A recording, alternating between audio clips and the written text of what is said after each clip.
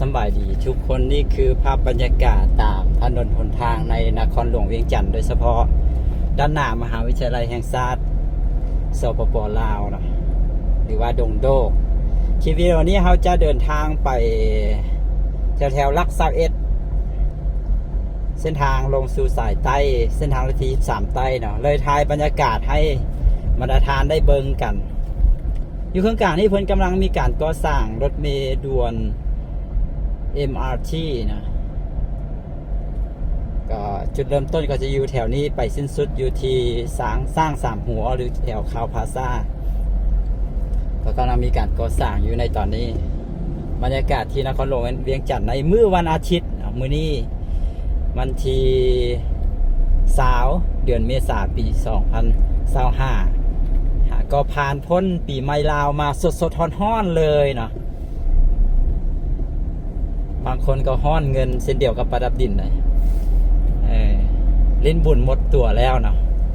ตอนนี้กำลังหาเงินซื้อข้าวกินนะก็ช่วยกันสนับสนุนเบิ้งวิดีโอให้เด้อเนาะ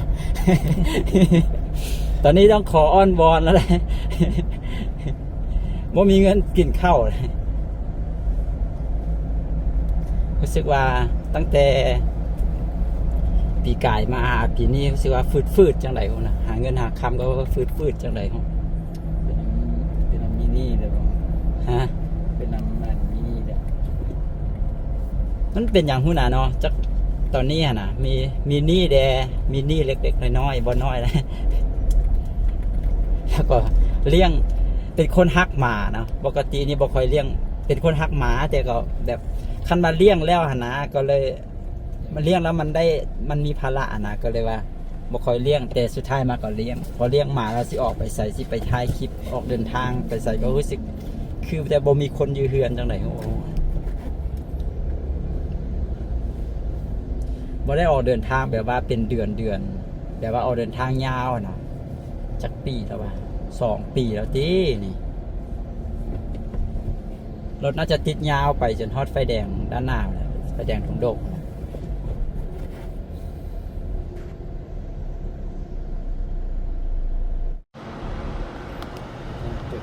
อันนี้คือสถานีรถเมล์ด่วน MRT นะ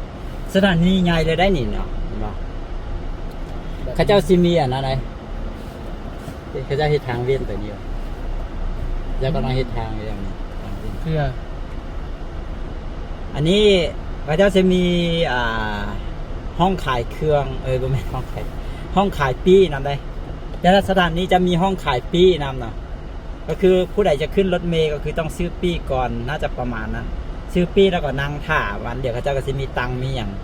ไว้2ข้างซื้อปี้แล้วก็นั่งท่าแล้วรถเมล์ก็สิมาเป็นน่าจะมาประมาณทุก15 นาทีอย่างประมาณนั้นนะก็แล้วแต่หน่อยต้องท่าเบิงหลังจากที่มีการเดินรถมา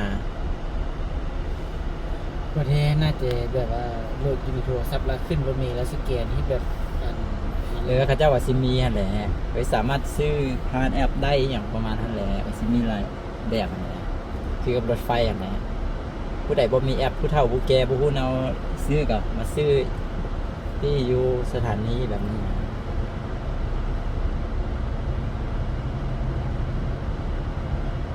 แล้วติดไฟแดงเกี่ยวอาจจะรอดอยู่นะรอดอยู่เพราะรถมาจากทางเส้นทาง450 ปีก็หลายนะเขาจะไปใส่กันรถขึ้นหลายเนี่ยวันอาทิตย์มองรถหลายให้หลายแล้วเนาะ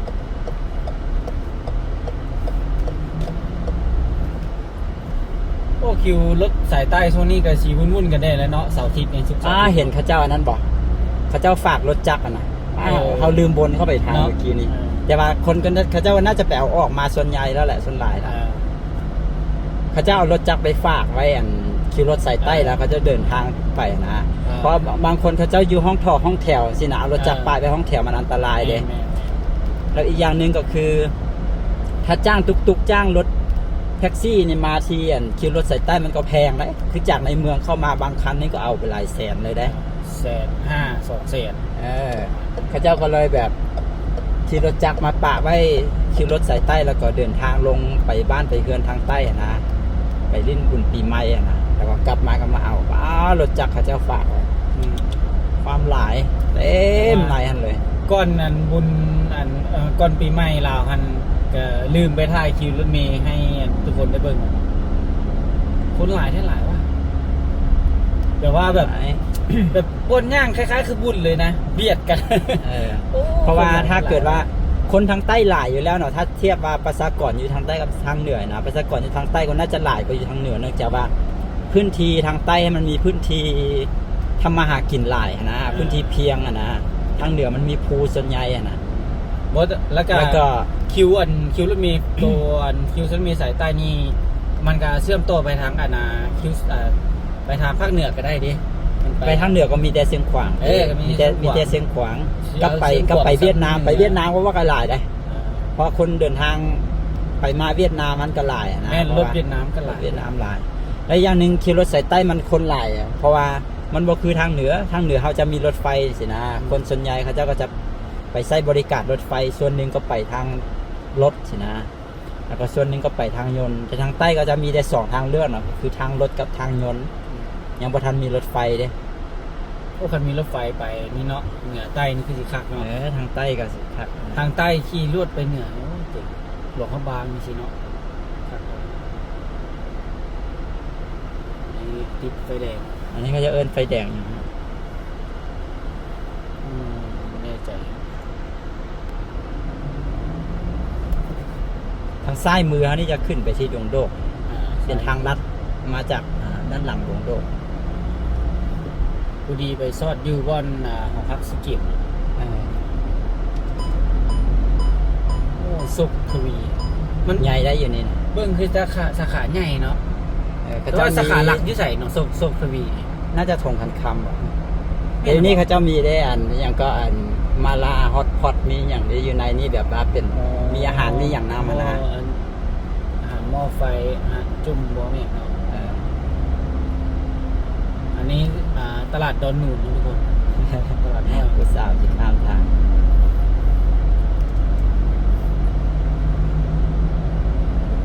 ตลาดน้อยดอนหนูน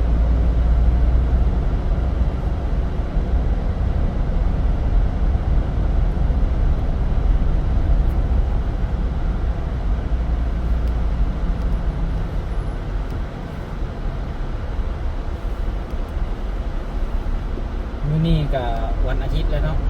ก็หลายคนก็จะกลับมาแล้วก็มื้อนี้ก็จะไปเวียกกลับมาจากตามแขกกลับมาจากบ้านเนาะก็ส่งบุญปีใหม่ลาวก็หยุดไปก็พักไปคันว่าจะ หลายมื้อเลยนะเนาะตั้งแต่มื้อใดพัก กับ ตั้งแต่มื้อวันที่11เนาะ มื้อดีวันเสาร์วันอาทิตย์แล้วก็วัน มื้อ จันทร์กับ มื้อวันที่ ศุกร์ 10มื้อวันที่11จนถึงมื้อวันศุกร์เลยแมันบ่ อ่า 12วันเสาร์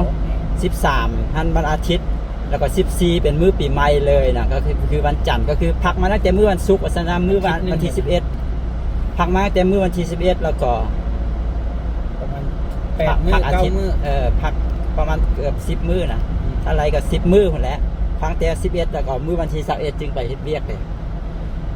แต่ว่าความจริงหันธนาคารเขาเจ้าก็บ่ได้พักที่อัน แม่นกันบางบ่อน ธนาคาร บริษัทใหญ่ก็บ่ได้ เขาเจ้าก็น่าจะพักฮอดแต่มื้อวันที่17นะวันที่18 19ก็น่าจะเฮ็ดเวียกกันนี่บ่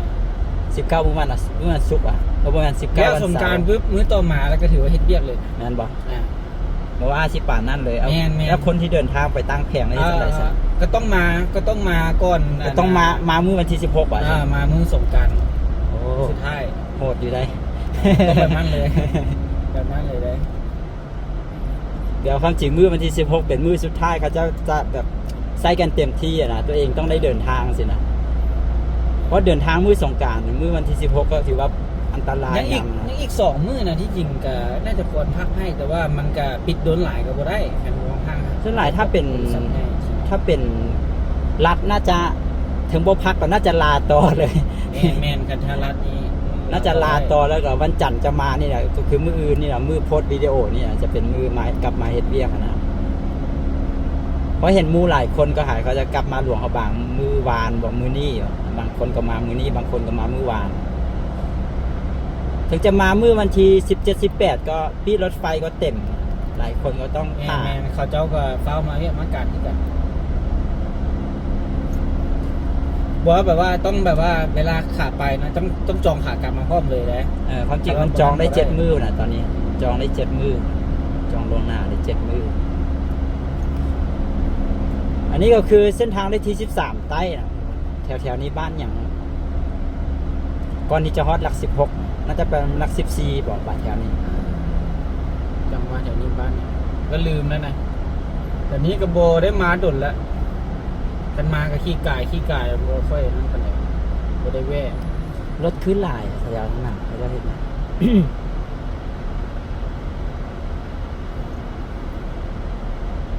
แวนรถตามกันนะ ตอน อ๋ นี้ อเขาเจ้าอันนั้น กำลังเดินทางกับประดาบิน งานอันนั้นเลยงานอันนั้นบอก ขี่รถ2 คนเนาะ เดินทางนะ เขา ช สิ มบรรยากาศพาทุกคนชมบรรยากาศตามเส้นทาง ท้องฟ้ามืดมีว่ามืดอหย่างตัวเองใส่แว่นดำนี่ซิ มุกประดับดินนี่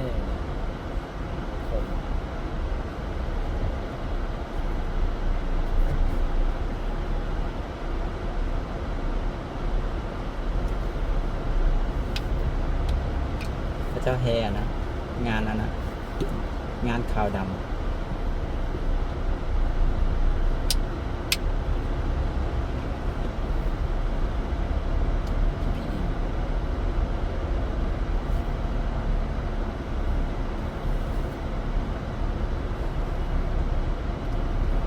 ฉันขี่รถจักรแล้วง่ายขี่ไปข้างทางแล้วบึ่งไปกับบ้าน ง่ายมันจอดง่ายอย่างง่ายเลยแต่จักมันอันนั้นมันสิจอดตอนใดก็ได้สิอย่างก็ได้ชนะมันอยู่ใกล้เลยเขาสิ ปกติมันต้องมีป้ายเลยป้าย นี่วั บ้า ด นใส่เมือง วัดพระไม่อย่างก็ บ้านใส่เมือง วัดพระบาทนนข้อโพนข้ออ๋อบ้านโพนข้อเนี่ยบ้านไซบ้านไซเมืองบ้าน ไซ พระบาทโพนคอ บ้านไซเมืองไซธานีบ้านไซ เข้าไปข้างในพี่ เดี๋ยว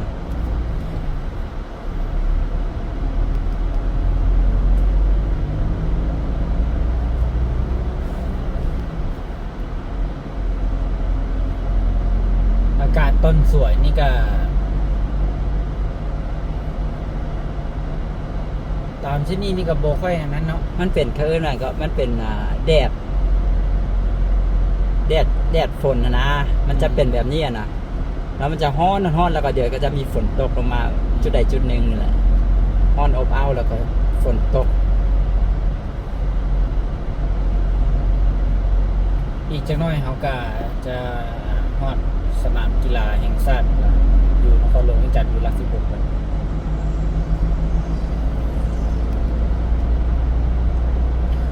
ดินขึ้นบนแถวเสาไฟนี่เป็นอย่างเพื่อนต้องคูณดินขึ้นให้มันเพียงๆนะ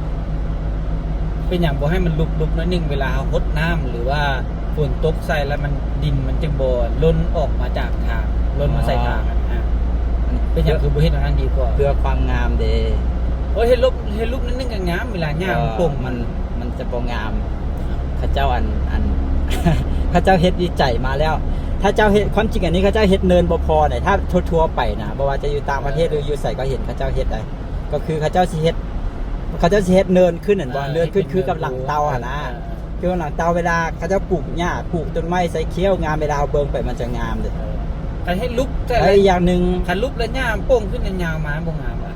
มันก็อันนี้ก็คือแบบนี้มันบ่เพียงๆนี่มันจะบ่งามปานใดมันบ่เห็นหญ้าปานใดหั่นนะ เอ้าย่างบ่มี แต่ว่ามันจะบ่มันต้องเนินขึ้นมามันจะเนี่ยเขาเจ้าเริ่มปลูกหญ้าใส่อ๋อเขาเจ้ามีโครงการมาปลูกหญ้าเนาะ ซ้ายมือเฮาเป็นโครงการอีหยังเนาะทุกคนเนาะน่าจะโครงการใหญ่เติบเนาะอยู่ต่อหน้าสนามกีฬาแห่งชาติเลย โอ้เจ้าขายมะเกี้ยงมากหลาย เออ อันยามนี่คือว่ามีมะเกี้ยง เจ้าว่าน่าจะ เจ้ามะเกี้ยงมันจะใส่เอาโลละ20,000กีบเป็นตายเลยสหพัน20,000กีบมะเกี้ยงอย่างมะเกี้ยงจีนน่ะ มาเกี้ยงน้อยๆให้มันเพิ่นว่ามาเกี้ยงบางเวียง 5,000เดี๋ยวเขาค่อยๆไปจอดอยู่ข้างหน้าเลยซื้ออย่างนี้ไม่ใช่ว่าโครงการนี่อย่างอยู่ โครงการใหญ่แล้วอยู่ซ้ายมือ เกี้ยงจีนที่ซื้ออันนี้ว่าเป็นมะเกี้ยงอันนั้นมะเกี้ยงจีนบ่อยากกินนึกว่าเป็นมะเกี้ยงลาว เกี้ยงลาวแบบนี้กิโล15น้อยๆเอามะเกี้ยงคือมียามนี้เดี๋ยวเขาซื้อมะเกี้ยงกัน เดี๋ยวจะพาทุกคนไปรับชม ขายมะเกี้ยงหลายขนาดเลยเขาจะว่ามะเกี้ยงอันเนี้ยก็มะเกี้ยงหลวงน้ำท้า แต่พอว่าบ่แม่นมะเกี้ยงเมืองสิงห์วะเมียผัดว่าเมืองสิงห์ผัดว่า เอ้ยบ่แม่นบ่อแก้วนะที่เขาจะว่าบ่อแก้ว แล้วพอเขาถามว่าบ่แม่นมะเกี้ยงเมืองสิงห์อ่ะเพิ่นว่าเมืองสิงห์ผัดว่าเพอเมืองสิงห์นี่จะอยู่หลวงน้ำทาเนาะบ่อแก้วก็คือบ่อแก้วเลยเขาจะว่ามันมะเกี้ยงแต่ยอมหาว่าแซ่บแต่เขาจะว่ามะเกี้ยงมาแต่เมืองสิงห์มาแต่บ่อแก้วนะแต่ก็บ่แน่ใจว่ามาแต่พุ่นแท้ๆบ่แต่ละปีก็จะมีแหละ ผมว่า เพราะของบางเวียงหมดแล้วก็อันนี้แหละของบ่อแก้วก็จะต่อสินะแต่ว่าของบ่อแก้วเขาเจ้าจะเป็นมะเกี้ยงแบบนี้นะบางเวียงเขาจะเป็นมะเกี้ยงแบบเปลือกเนี่ยกับมันๆนะ นั่นมาเกี้ยงแบบคนลาวปลูกด้วยอยู่บางอย่างมันบอก อันนี้ก็เจ้าก็ว่าคนลาวปลูก โบแน่ใจเพราะว่าน่าจะ มันก็จะมีทั้ง ปลูกกันแล้ว มีทั้งคนลาวทั้งคนจีนนะอันนี้มันเป็นมะเกี้ยงสายน้ำผึ้งอันนี้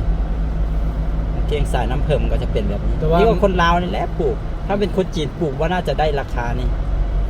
โอ้มันก็จะได้ ถ้าคนจีนปลูกแล้วส่วนใหญ่เขาจะปลูกแล้วส่งออกปลูกแบบอันนั้นเป็นส่วนนะคือกับอันมักพุกหรือว่า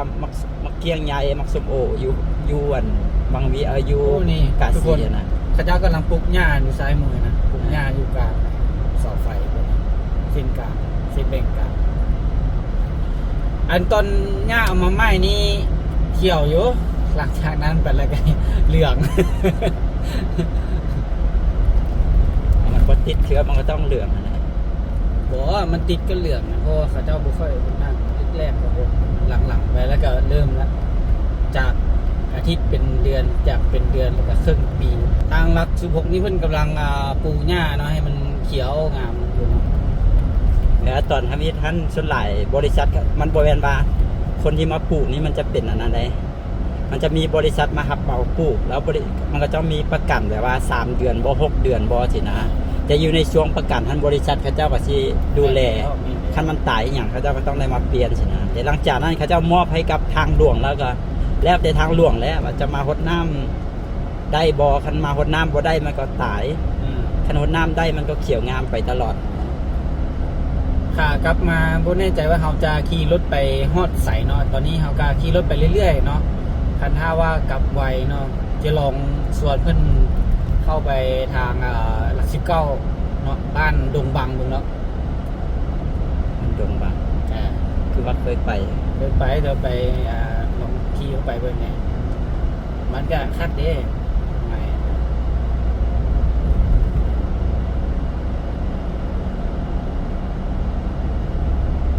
สีฮอตลักษเวทเราได้นี่ หลัก19ทั้งหน้านี้สุดข้างหน้า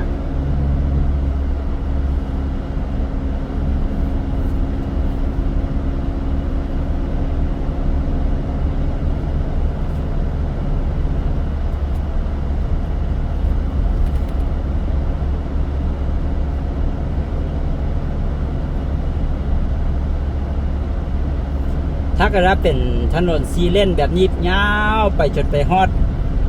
เมืองปากงืมไปฮอดขัวข้ามน้ำงืมอยู่ที่ปากงืมพุ่นน่าจะคักอยู่พอเลยลักษเวทไปแล้วทางมันแคบแล้วก็ตอนแรงขาเข้านี่โอ้รถติดขนาดเลยยามใดฮู้เป็นจะขยายเส้นทางคือว่ามีโครงการอยู่แล้วนะ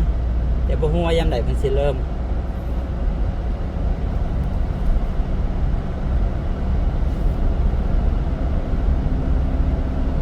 ถ้าเป็นทางทิศเหนือของนครหลวงเวียงจันทร์ก็ถือว่าโอเคแล้วตอนนี้นะก็ปลูกคอนกรีตตั้งแต่สีเกิดไปจนฮอดพลโฮงพุ่นก็คือสะดวกสบาย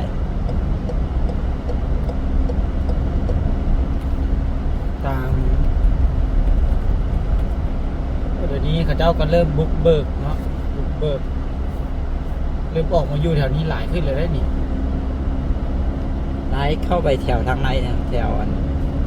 ทางหลังสนามกีฬาแห่งชาติคนมาอยู่หลายเลย ว่า ดินแถวนี้ยังก็ถือว่าแบบว่าได้แพงเกินนะก็คนต่างแข่งยังแบบเฮากันสิก็จับต้องได้นะ นี่ นี่เนี่ย1,200 บาท ดินชัดสันอย่างไรลายเลยเข้าไปไหนเนี่ยมันจะมีโรงงานมีนิคมมีอย่างเด่นนำ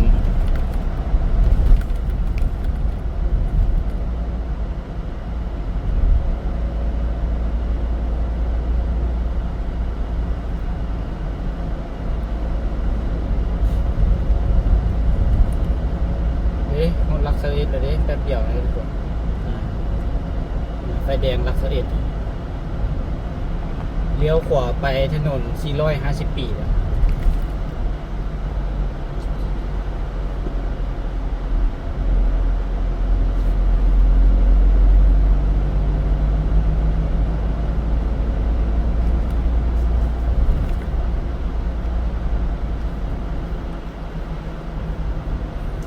ก็ถือว่ายังเงียบเหงาอยู่เนาะ ยังโบทันฟื้นแบบช่วงสงกรานต์ เออ ที่ท่วม บวกกับมื้อวันอาทิตย์เนี่ยเพราะปกติมื้อวันอาทิตย์ก็จะปิดห้านกันอยู่แล้วนะแต่ก็ปิดยาวมาตั้งแต่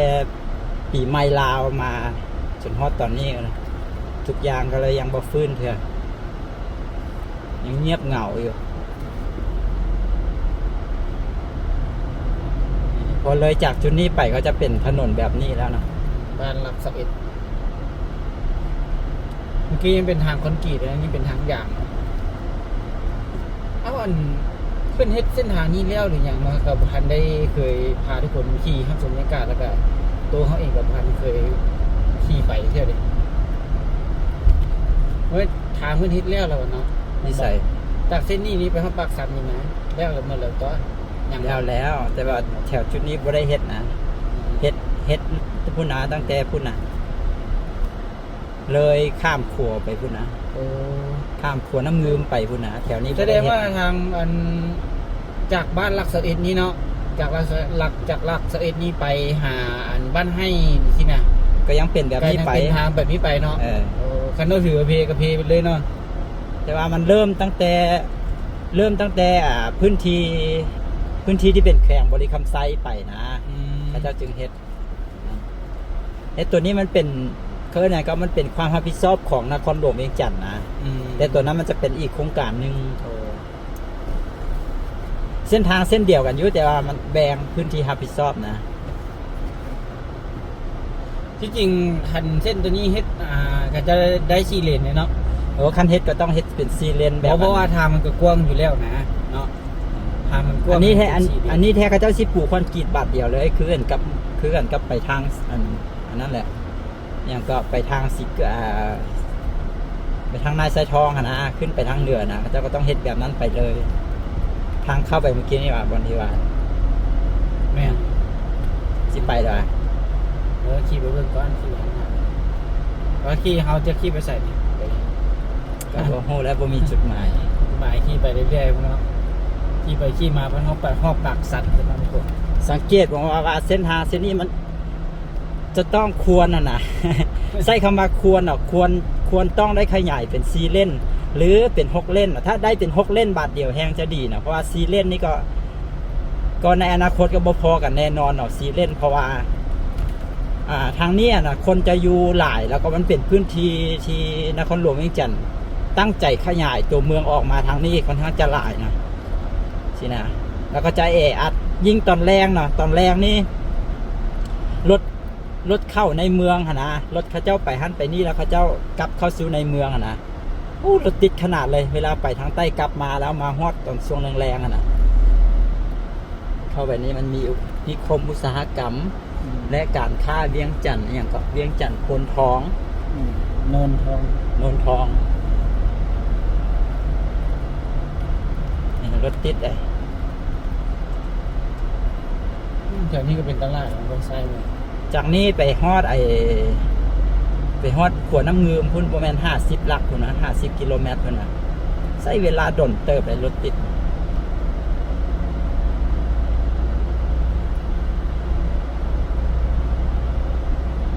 แต่ว่าเบิ่งแนวทางที่เพิ่นจงแนวทางไว้ก็สามารถเฮ็ดเป็นเส้นทาง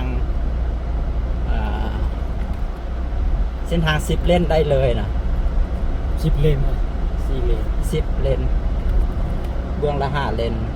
น่าจะได้อยู่เบิ่งต่างเดินถัดแล้วทาง เวลาสุดก็จะ5-6 เลน จากเสาไฟพุ่นไปหาเสาไฟพุ่นไหน บอกว่าทางนั้นบ่ได้กินที่นี่ประชาชน อ๋อก็ต้องเอาในทางเจะเข้าใจคำว่าพื้นที่ของแล้วทางว่ะคำว่าแล้วทางก็คือ เสาไฟนี่ นี่คือเสาไฟตัวที่มีพุ่นน่ะดูพุ่นน่ะแล้วก็ไปเสาไฟตัวเบื้องฟ้าพุ่น10 เลนน่าจะได้อยู่นะ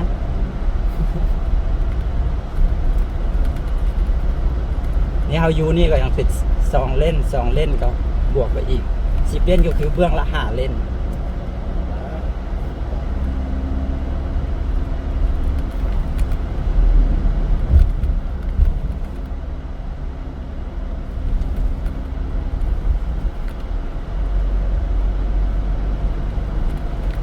ทางซิดนีย์นี่การประกอบกิจการมอชินก็จะเป็นเครื่องของหนักๆเหมือนเนาะตามที่เบิ่งนี่นะ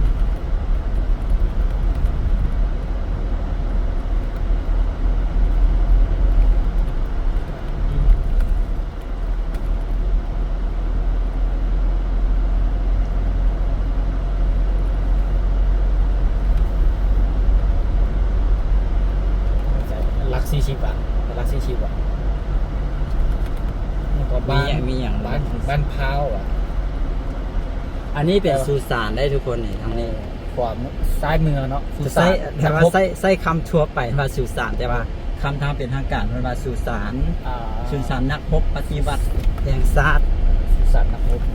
สุสานนักพบปฏิบัติแห่งชาติบ่ไกลหลายนะก็คือเป็นธาตุกระดูก เป็นธาตุกระดูกของทหารที่เสียชีวิตในสนามรบ สนามรบ จำนวนละหลายพันเลยหลายพันธาตุเลย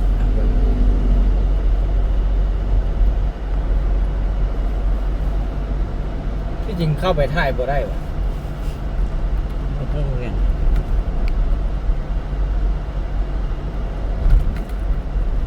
ประมาณนี้แล้วได้นะเฮาเดินทางออกจากตั้งแต่ดงโดกมาหารักษาเอ็ดนะเดี๋ยวเฮาจบวิดีโอนี้ไว้แต่เพียงเท่านี้เดี๋ยวเด้อแล้วเดี๋ยวเขาจะไปหาเลาะบ่อใดแถวๆนี้จังใดก็ลองไปติดตามกันวิดีโอต่อไปเด้อสำหรับวิดีโอนี้ปาดวินจบวิดีโอนี้ไว้แต่เพียงเท่านี้ขอขอบใจทุกคนที่เข้ามาเบิ่งเด้อสบายดี คันนี้ตั้งเครื่องนี่ตุดล้นรถรถหลายแฮง รถเมย์มาจากทางใต้น่าจะคนน่าจะแน่นทุกคันเลยนี่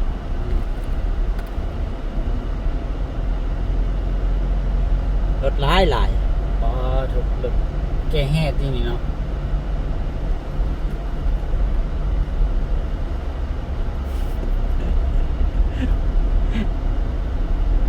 มันสิบลบแล้ว